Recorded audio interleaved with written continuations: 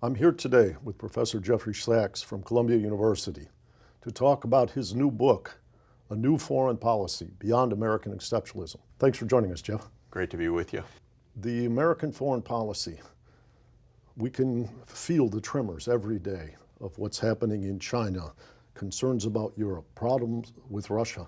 Why did you wade into this water as an economist? Why is this important? We are at a crossroads. In 1941, Henry Luce declared the American century.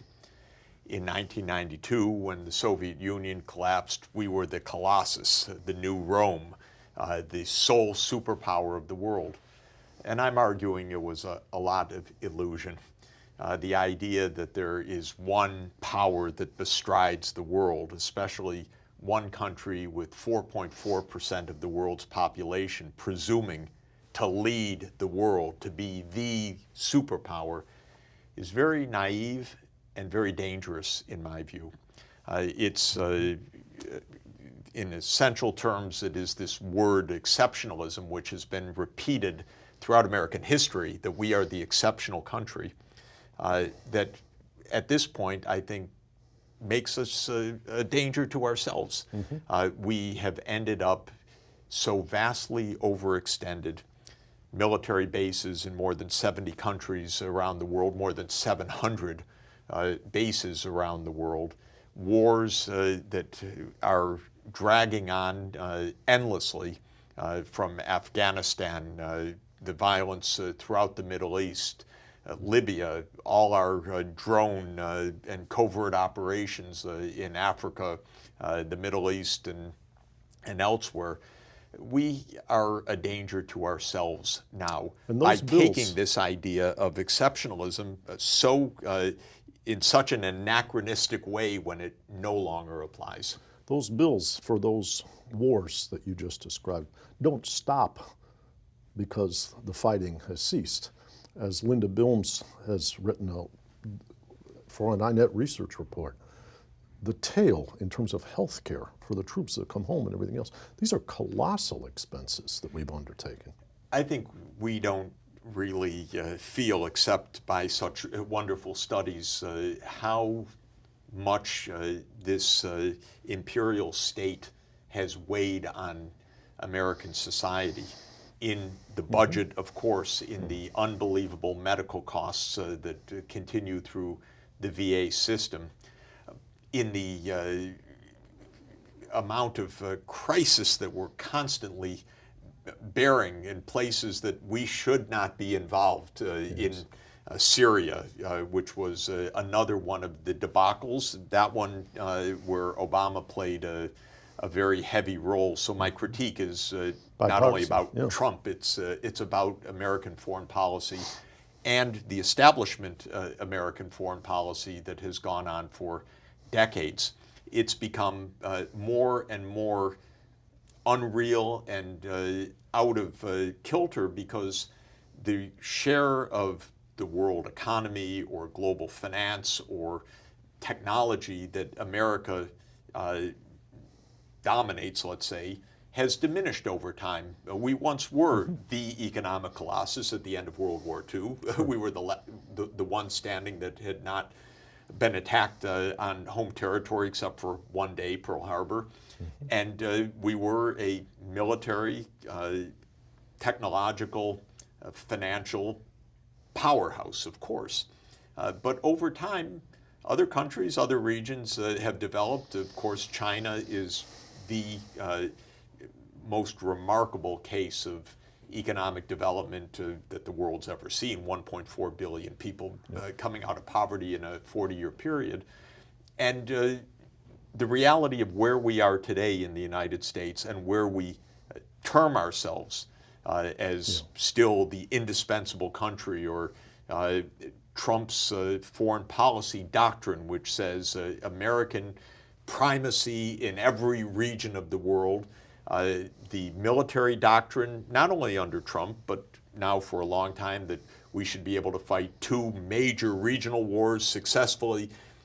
Where does this imperial global thinking come from? Now, Trump, on the surface, said, well, we should pull back, and he was even called isolationist in some ways. But actually, what, as confused as it is, so I can't get into his head exactly, but as confused as the Trump administration is, we're continuing still on the basic idea that America must dominate, that we are the exceptional country.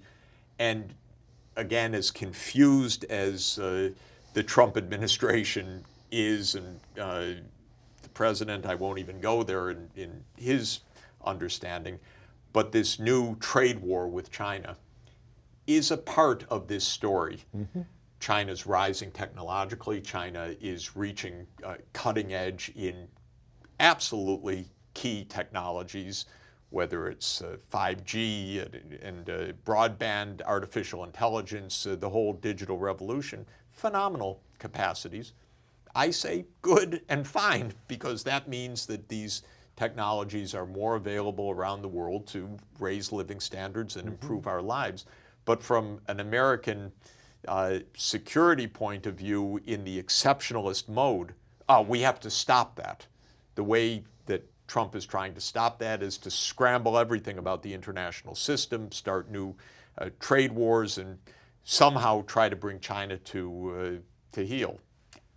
Ridiculous, impossible, self-destructive, wrong-headed, and missing all the important things of our time, like can we get our heads around the environmental crisis? Can we work together with China to address absolutely global concerns on health, on environment, on migration, on a lot of the turmoil in the world? No, we're so determined to keep this primacy that we're going to do a lot of damage unless we rethink this. And this, as you talk about this exceptionalism, it's kind of like a hubris where we can do no harm is a mindless mindset where we can often do a lot of harm outside the country.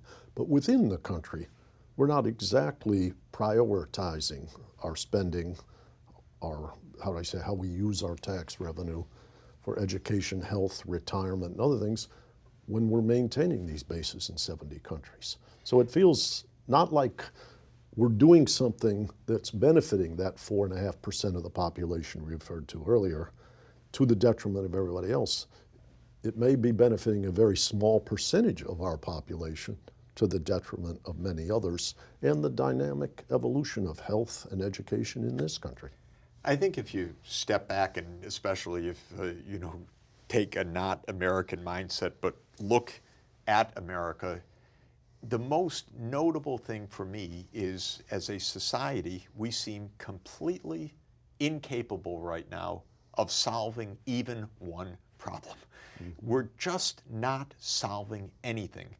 We have falling life expectancy in the United States. Unbelievable. Mm-hmm. We have, of course, the opioid epidemic. We have a healthcare system that is twice the cost of any other healthcare system in the world. Yes. We're at perpetual war in the Middle East. We have the highest income inequality in American history right now. We have crumbling parts of our infrastructure. We know it's been falling apart for a long time. But administration after administration recently, we haven't been able to build 1 mile of fast rail. We're patching at best, but not designing anything for the 21st century. Yeah. And you step back and you say, that is really a peculiar political system. Put aside all the debates about what kind of system the U.S. Congress or parliamentary system, or just ask a question: can a society address real problems and move to solve them? Yep. And I would say America has been unable to do that for probably about 30 years now, where we identify the problem and nothing happens.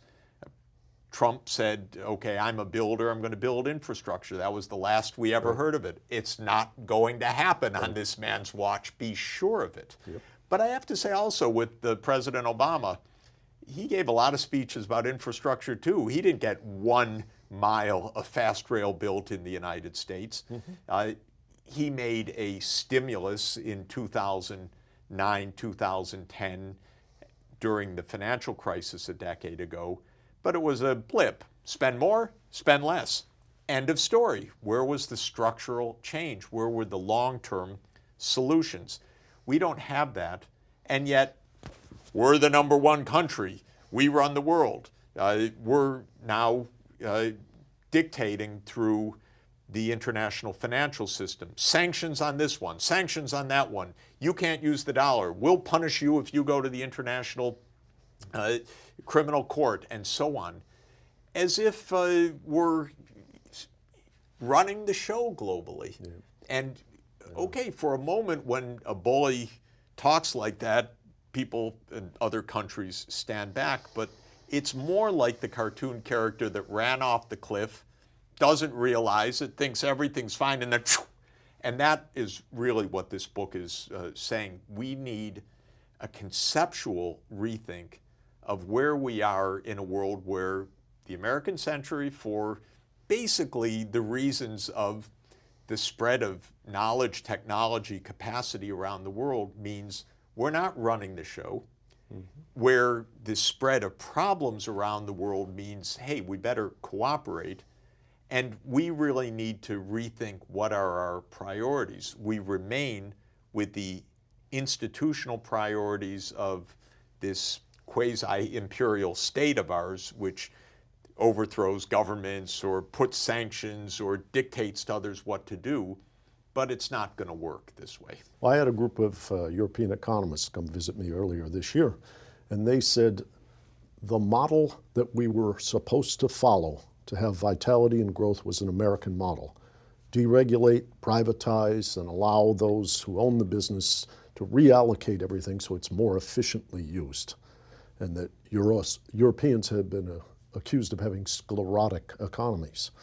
When they came to me, they said they thought that the American model was over because with the pervasiveness of adjustment and disruption from globalization, and particularly from automation, the American political system was getting bogged down, and our new president was a symptom of that.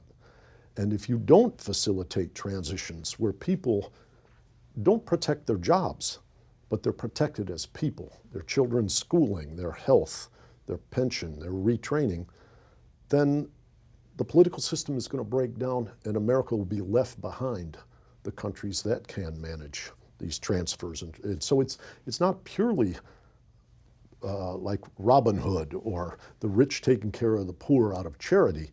This is the dynamism of America that's at stake in the contest between these two models of how to manage a dynamic economy. One of the most ridiculous things that we're all subjected to in the U.S. Is the endless stream of Wall Street Journal editorials warning us don't become like Europe, especially not like Scandinavia. And they love to run anti-Sweden stories and so on. Yes. If you have the chance, and I would say to anybody watching, go to Stockholm or Oslo or Copenhagen, take a look around and look at that horrible crisis of these countries. The fact is these are amazing places. Actually, unlike our infrastructure, the escalators and elevators work. The roads are quite beautiful. The airports are gleaming. The idea of environmentally friendly design is confirmed. They're not falling apart. They're kind of gorgeous.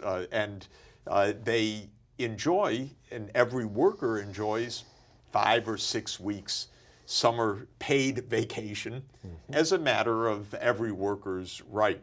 So the starting point when you have that visiting delegation, these are people living very, very comfortably.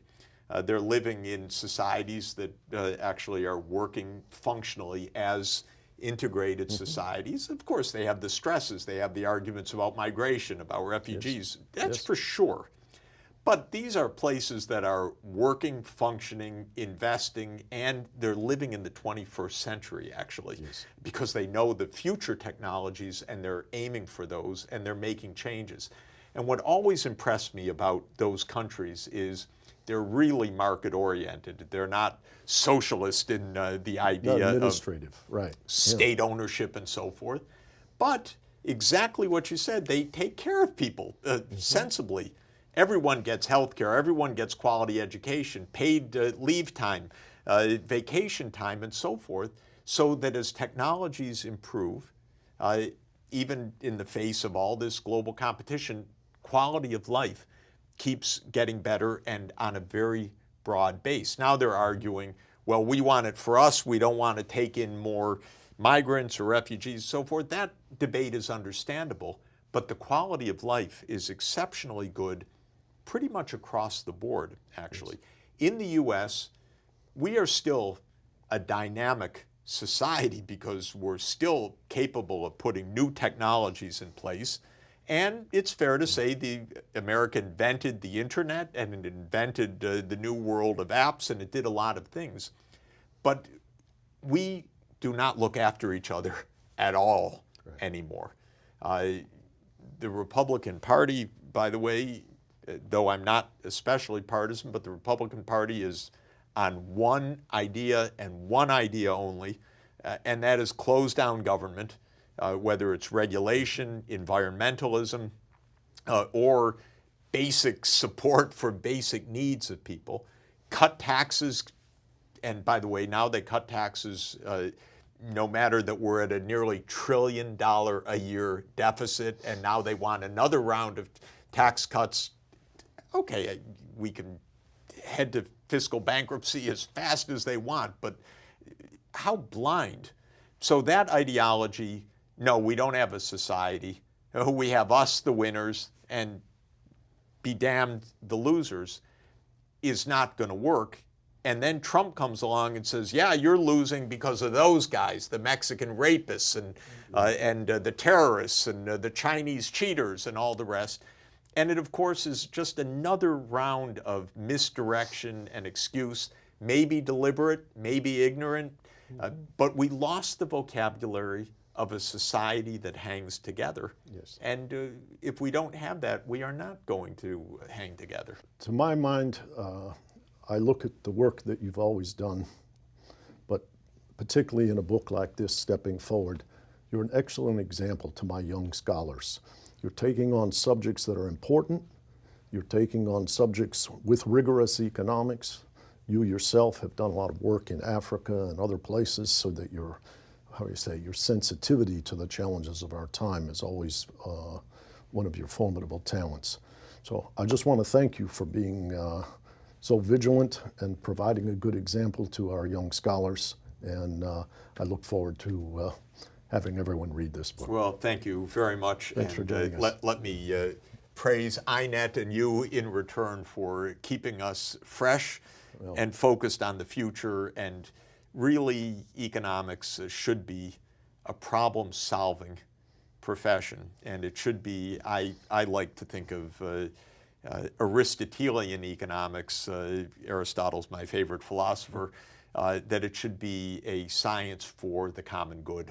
And I hope that we continue in that tradition. Well, it's nice to see you practice what you preach. Thank you so much. Thanks.